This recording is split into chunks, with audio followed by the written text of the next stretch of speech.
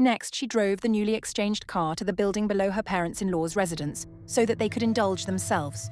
Over the years, the living expenses in the house for her parents-in-law were all paid by the woman, and even the down payment for her brother's wedding house was paid by her. So in order to please the woman, the whole family had built up a successful image for her in their social circle. Once they discovered that the facade they had painstakingly built was shattered by their son's actions, they would be utterly devastated. At that time, the man, in order to save himself, would undoubtedly betray the mistress.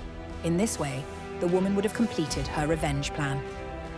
The detective, after hearing the plan, thought that the woman was a bit ruthless. The woman explained that her son was only 5 years old this year. Even if she gained custody of him, her son couldn't possibly disown his father. However, her husband gave the monthly child support to the mistress.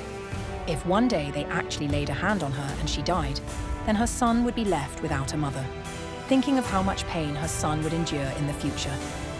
Next, as the second step, she pretended to be on a business trip to create an opportunity for her husband and the mistress to interact so that she could then strike unexpectedly. But such a high-level trap required the man's cooperation as well, as she knew that tonight when she headed to the airport, the mistress would definitely come looking for him to have a date, hoping to get the $2 million in cash. Sure enough, not long after the woman left, the man called the mistress. Then he urged the mistress to come to his home immediately. The mistress was also preoccupied with the thought of the bank card that held $2 million, given by the woman soon after she tried to unlock the door using the man's home password. Lock but couldn't get in because the woman had changed the password in advance.